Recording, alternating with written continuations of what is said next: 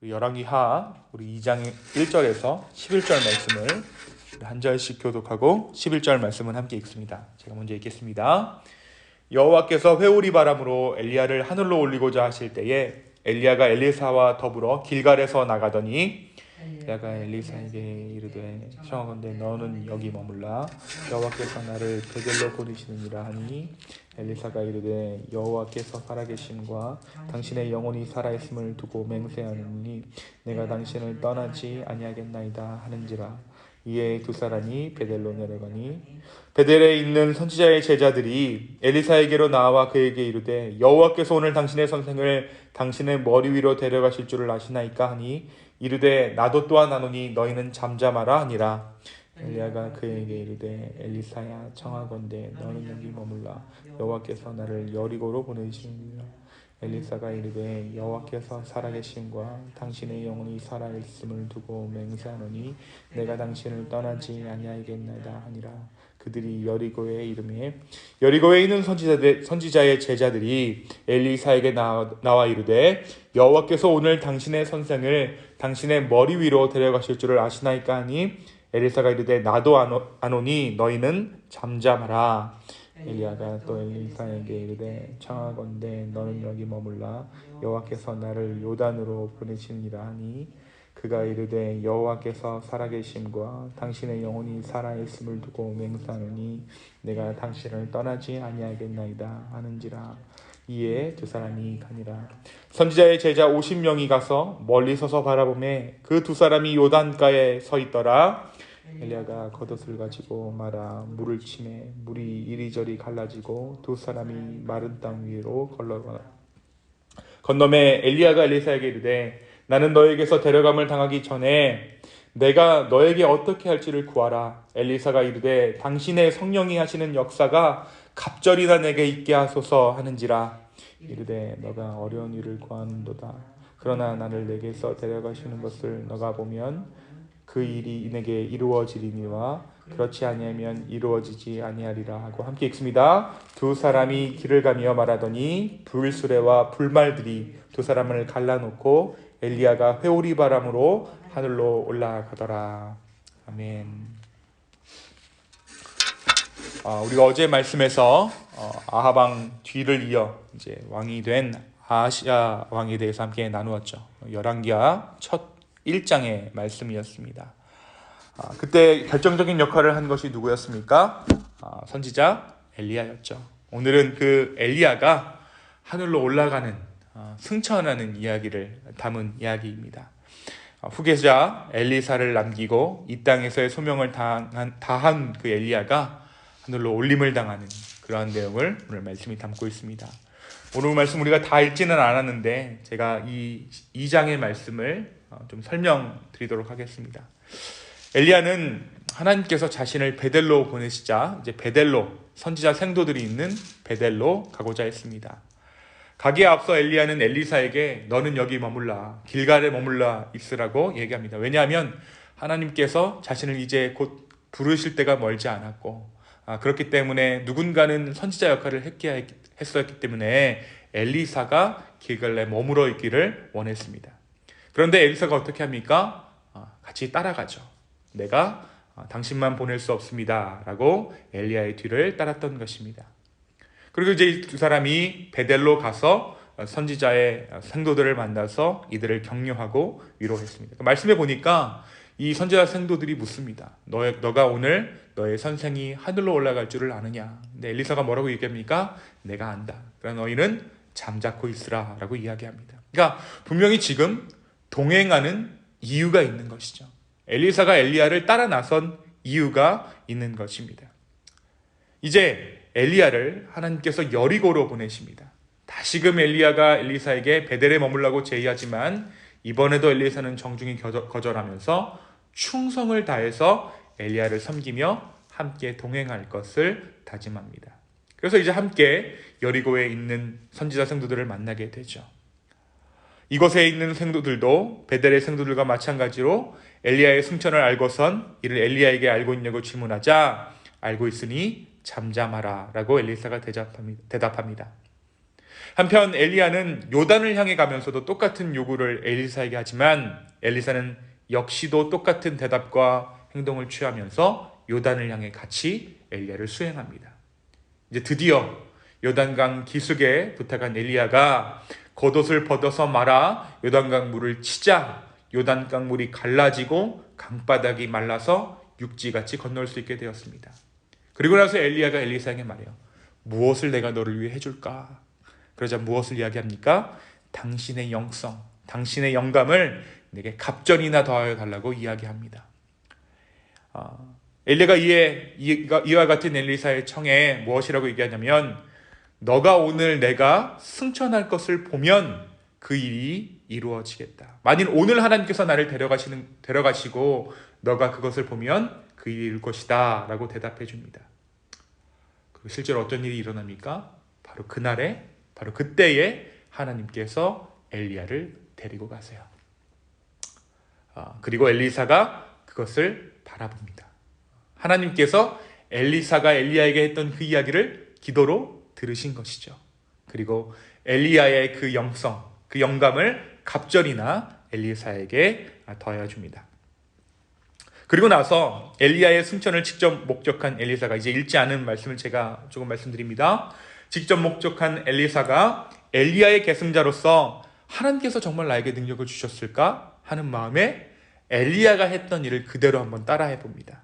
그러니까 어떻게 됩니까? 엘리야가 했던 것처럼 강물이 갈라지는 거예요. 그리고 나서 확인했습니다. 하나님의 능력이 내게 임했구나. 하나님께서 자신과 함께 하신다는 사실을 확신하게 되었습니다. 그런데 이제 한편 여리고에 있던 선지자들이 회오리 바람을 타고 승천하는 엘리야의 모습과 엘리사가 요단강을 건너는 사건들을 보았어요. 그리고 이제 엘리사가 엘리야의 뒤를 이은 영적 지도자임을 인정했습니다. 그런데 문제는 이 선지자들이 하늘로 승천한 엘리야를 두고 그가 하늘로 올라간 것이 아니라 아주 먼 곳으로 옮겨졌으리라 믿고 있었습니다. 그래서 뭐라고 얘기하냐면 엘리사에게 우리로 하여금 엘리야를 좀 찾게 해달라고 부탁을 해요. 그리고 나서 한 3일간 엘리야를 찾습니다. 그러나 찾았습니까? 찾지 못했죠. 엘리야는 지금 하늘로 올라갔기 때문입니다. 수색대들이 3일 동안 엘리야를 찾았으나 찾지 못하였습니다. 그제서야 여리고에 사는 사람들이 이제 새로운 영적 지도자로 엘리사가 세워졌음을 알고 크고 작은 문제를 엘리사에게 가져왔습니다. 그리고 말씀은 그 일을 이제 엘리야의 일을 엘리사가 수행하고 있음을 보여줍니다. 성사람들이 물이 나빠서 토산물이 떨어지는 문제를 해결해 달라고 하자 엘리사는 물의 근원지로 가서 소금을 뿌리는 상식 밖의 일을 하죠. 그런데 물이 어떻게 됩니까? 물이 정말로 좋아져요. 마지막 부분에 열왕기하 2장 마지막 부분에 또 재밌는 에피소드가 있죠. 아이들이 엘리사를 놀립니다. 조롱합니다. 대머리라고 놀립니다. 그러자 엘리사가 뒤로 돌이켜 그들을 보고 여호와의 이름으로 저주하며 곧 수풀에서 암곰들이 나와서 아이들 중에 42명을 찢어버립니다. 하나님의 보호하심이 엘리사 가운데 있었다라는 것을 보여주는 에피소드입니다. 이것이 열왕기하 2장의 내용입니다. 어떻게 보면 영적인 큰 거장 엘리야의 후계, 그것을 어떻게 물려주고 있는가가 오늘 말씀 가운데 보여지고 있는 것이죠. 오늘 말씀이 우리에게 무엇을 말해주고 있을까요? 하나님의 역사하심은 신실하게 이어져 간다라는 사실을 우리는 오늘 말씀 가운데 발견할 수 있습니다. 여러분, 하나님의 일이 엘리야여서 감당할 수 있었을까요? 아닙니다. 그 일을 감당하도록 하나님께서 엘리야를 부르셨기에 그리고 그에게 능력을 허락하셨기 때문에 엘리야가 영적으로 너무나도 혼탁하고 어두웠던 이스라엘 가운데 사명을 감당할 수 있었던 것이죠. 사실 오늘 말씀 마지막 부분의 이야기는 짤막한 에피소드가 엘리야 그리고 엘리사가 이 땅에서 행한 일이 어떠한 일인가를 비유적으로 보여주고 있어요. 사람들이 막 컴플레인합니다. 물이 안 좋아서 우리 토사물이 질이 떨어집니다라고 이야기했을 때 그가 무엇을 하냐면 물의 근원지로 가서 소금을 뿌려요. 그 일이 무엇입니까? 상식 밖의 일이죠. 어떻게 소금을 뿌리는데 그 물이 더 맑아지겠어요? 그런데 그 둘이 했던 사역이 이와 같은 사역이었던 것입니다. 말도 안 되는 일이에요. 그 혼탁한 시대 가운데 모든 사람이 바알을 숭배하는 가운데 하나님의 말씀을 선포하는 것, 소금을 뿌리는 것, 그것은 말도 안 되는 일이고 사람들의 상식에는 도무지 납득이 가지 않는 일이었습니다. 그러나 이들은 그 일을 했습니다. 또한 엘리사에게 조롱하는 아이들이 의미하는 바가 무엇입니까? 그들이 엘리사의 외모만 보고 조롱했던 것처럼 엘리사가 가진 능력에는 관심이 없었다라는 것입니다. 조롱했다라는 것이죠. 그 말은 하나님의 능력을 세상이 조롱했다라는 의미입니다. 결국 엘리사가 이들을 죽인 것처럼 하나님의 능력을 조롱하고 무시하는 자들의 최후를 이 짤막한 에피소드가 말해주고 있는 것입니다. 이 모든 일들, 상식 바뀌고 조롱당하는 그 일들을 그리고 엘리사가 감당할 수 있었던 것은 바로 하나님께서 이들을 택하셨기 때문입니다. 이 능력은 사람에게 관한 것이 아니에요. 우리가 어제 교계의 큰 어린이였던 순복음교회 조용기 목사님께서 소천하셨다는 소식을 들었습니다. 인생이 그렇듯이 그분의 삶에 공과 또 과가 있겠지만 그가 행한 수많은 영적인 일화들이 있죠. 그러나 그 모든 것을 누가 허락하셨습니까? 바로 하나님께서 허락하신 것이에요. 그런데 사람들은 사람에게만 주목합니다. 엘리야가 하늘로 올라간 후에 엘리사가 능력을 받은 줄 확인하지도 않은 채 여리고의 선지자들은 3일간 엘리야를 찾아요. 엘리야가 아니면 안 된다는 것이죠. 그러나 이미 하나님의 영역은 누구에게 있습니까? 지금 엘리사에게 있는 것이죠. 이미 하나님께서는 엘리사를 예비하시고 그에게 엘리야의 갑절되는 능력을 주셨음에도 불구하고 그들은 엘리야를 찾느라 헛된 수고를 했던 것입니다. 사랑하는 여러분, 세대가 악합니다. 세대가 혼탁합니다. 그러나 하나님은 더욱더 신실하게 이야기하세요. 왜 엘리사에게 2배 갑절이 넘는 영감을 허락하셨을까요? 더 큰 능력이 그 시대 가운데 필요했기 때문이에요. 우리 가운데도 이런 이야기들을 합니다. 교회가 예전만 못하다. 하지만 그것은 어찌 보면 예전 교회들이 흥왕했던 때를 그리워하는 우리의 향수가 그러한 망상을 만들어내는지도 모르겠습니다. 하나님은 오히려 지금 이 시대의 교회들 가운데 하나님의 더 큰 은혜와 능력을 베풀고 계시는 줄로 믿습니다.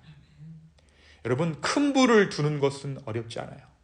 그러나 작은 불씨를 살리는 것은 수고와 노력이 필요합니다. 하나님께서 지금 이 일들을 하시는 거예요.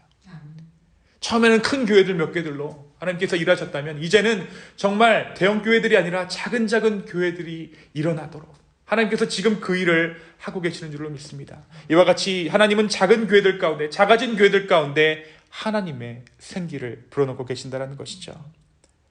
그렇다면 누구에게 이러한 능력을 허락하여 주십니까? 우리죠. 오늘 2장 우리가 읽은 말씀, 이 말씀이 정말 중요한 이유는 끝까지 충성을 다하여서 동행하는 자들에게 하나님께서 은혜를 주신다는 거예요.